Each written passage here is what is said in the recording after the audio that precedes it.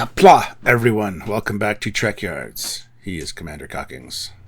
He's Captain Foley. Hi, Stuart! Hi, Sam. How's it going? Pretty good! We're doing more Stowe stuff. Yes. We love Stowe. Star Trek Online, for those that are not in the know. Today we're in a Klingon kind of mood, and what are we looking at today, Sam? Well, Hector Ortiz. You've definitely heard the name. He's Star Trek Online's resident guru. He's done many a ship. And not just that, but if you look at his portfolio sites, he iterates on shapes. So he's done like 12 shapes for one designing, then takes to final, etc. This is a ship that I found concept art for, of the Klingon D5, a version for Star Trek Online, the Agents of Yesterday expansion, which was when they, many years ago, did a TOS chunk of game. But had Walter Koenig as well as a time element to it. But you could play on the Connie, and they designed like 5 or 6 Fed ships and some other races. And of course, this is, 2015, before Discovery or around Discovery was maybe announced. TOS was the way, and so they had to, try and make new, yet old, yet updated, yet classic designs. And for the most part, they succeeded with flying colours. And this is a design I saw, because it does make sense, obviously, if they've got the D4s, D6, or D4, D7, D5, all these variants, put other things in between, right? So here it is, Cryptic Star Trek Online thoughts. There's a lot going on here. A lot of slimming down of shapes, refinement of things. This is like if the Klingons had more of an artistic styling eye, this is how they would do things, instead of just being what needs to be done. That being said, it does tie in a lot of elements from Enterprise ships, such as the rigging that they have that John Hughes gave them, which was very similar to the old Russian ships, kind of that more primitive look. And it's cool that they tied in a primitive look with such a modern kind of sleek design, because the way those nacelles are trimmed out and just the kind of overall vibe of this thing is like this is like a fast ship. It's very nice. I like it a lot.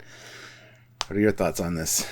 Well, I'm always I've done this a few times with fan films. The idea of taking these 2 or 3 designs and making in between and not kit bashing, because we're better than that as a society. We've got 3D models, we've got softwares, we've got sketches. You don't have to just take literal pieces. You can tweak them a bit.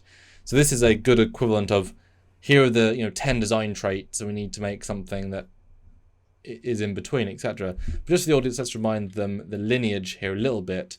We've got the D5 from Enterprise, of course, which is both a radical departure and yet a very faithful Klingon ship.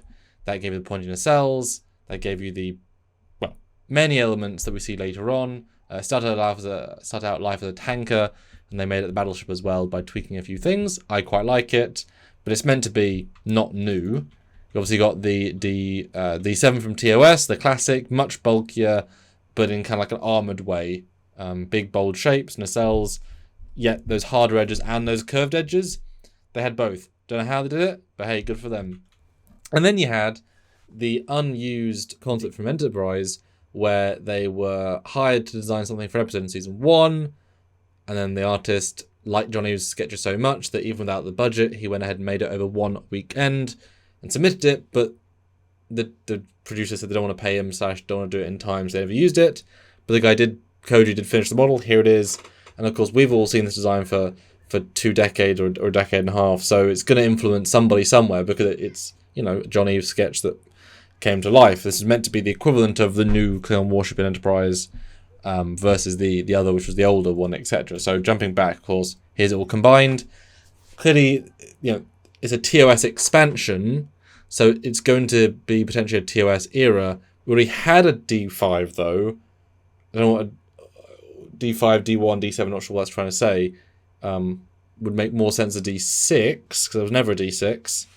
I don't know, it feels like a kind of a fancier TOS one, but then it being green also kind of distracts me from the TOS-iness. I don't know, it's an odd one. I've looked at other shots. Yeah, the green color was a little bit strange, but I guess they try and tie into the bird of prey or something like that. It's or even a sketch, in fairness, the bold, bright colors could probably muted in final. Yeah. As we see a lot of times, the concept is slightly different, if not sometimes drastically different than what we see in the game.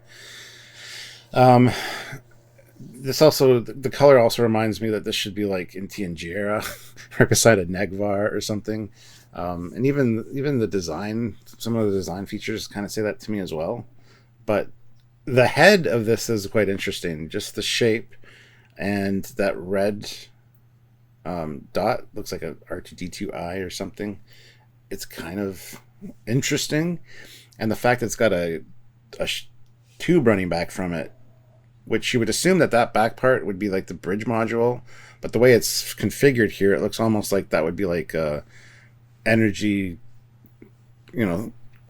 some energy production plant to provide power to whatever that thing is. If it's a weapon, it doesn't look like that would be the bridge element. Or of course, that's the torpedo launcher a la Bird of Prey, and that's the tube, and behind that is a big storage unit with like 4,000 torpedoes. It's a quick rotating fire discs. Yeah, this is the heavy torpedo gunboat. It just fires, which would be kind of cool because you got to store the torpedoes, so that's kind of cool. But I think I like the back a lot because it is a D7 style, but he's curved it in really nice, interesting new ways that reminisce of D4 for Enterprise, but clearly in the D7 vein. And I do quite like. It feels as if he's doubled up the secondary hull pylon segment. Obviously, there is still a segment that just goes down and cell attaches, but here, because you've got that bit in the middle, it kind of feels like it extends it way further, which kind of makes it feel like it's two different sets of pylons, as it were. Just give it a really nice flow, because one is the simpler edge of the D7, that's straight, and then it curves down more like a D4. It's a really nice combination of designs, because it both does feel more advanced and yet less advanced, which is confusing in a good way. The nacelles are interesting. Like you said, they kind of harken back to John Eve's nacelle redesign for the older. But the concept sketch is interesting because of the glows on it. Like you got the green, then you got like a yellow and like a red detail as well, which is quite an odd choice, I think. It doesn't feel right to me. But again, concept sketch, so fair enough. I quite like the oddly like pancake squished top, we assume sort of Bassard potentially area with the two side bits that, I don't think they're not carried over into the D4. Well, they kind of are, but they're not quite as close. They've kind of pushed it further towards D7, but not quite. I kind of like that slimline approach, because it does look like a very efficient craft, and I feel like it could dodge torpedoes, but in this very easily. Yeah, the vibe I get. I would love to see like a shot of it from behind, or even like an underside view. But overall, I mean, I gotta admit, the boom and the head of this thing look kind of like a Lurpa for a Vulcan weapon. It's kind of the first thing I saw, and I just trying to kind of ignore it, which is a little distracting. But no, I really find this a fantastic and interesting design for sure. And of course, you can change the head styling, because I felt those would be interchangeable to a certain extent. What the ship can do, is it torpedoes, is it sensors, is it disruptors, don't know. And it is still the familiar shape, but because they've done such a almost reversal, flipping it kind of on its head in a small way, it feels so different. But it isn't. But it is. That's what Stowe does so well. It is all the elements of a D4, 5, 6, 7, while being somehow entirely original. That's quite impressive. Yeah, I was just, after you said that, it'd be interesting to flip this and have that be the underside with the red, and then on top have more of like the standard kind of structure that you get for the bridge of the D7 and stuff. Yeah, I might like that more. Yeah, I think I would too. Like I said, it'd be interesting what's on the bottom of this, how it's designed. If it's got like a bulbous part that most Klingon ships do, or if it's just like this almost. But how fun if it was a rotary torpedo launcher. It's got like 4 tubes and it spins, and I mean, no one's done it really. It'd be very cool. No, I like it. I've not seen a picture of it in game. Maybe you've seen a picture, maybe you've flown it in game, let us know. But certainly, a concept art taken to this level of quality is great to review, and share the love to Hector and his work, because Stowe's lucky to have him. Yeah, let us know if you have this in game, if you've flown it, or if it's something that you'd be interested in seeing, I definitely would. So let us know in the comment section. As always, subscribe to the channel, hit the like button, and join us for any lives and stuff by hitting that bell notification icon, because sometimes YouTube notifies you of what we're doing. Yeah. And support what we do here on Trekyards by Patreon is monthly. Join the channel also monthly. There's a join button. Click it. It's pretty self-explanatory, Stuart. It just makes sense. Or one-time donations via PayPal. Trekyards@hotmail.com is the email link. Or you can super chat during a live. Super thanks during any video like this one. Thank you.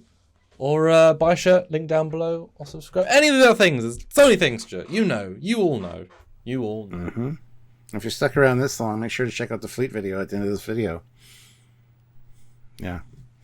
So until next time, he is Commander Cockings. He's Captain Foley. Bye, guys. On to Stovacor. Oh.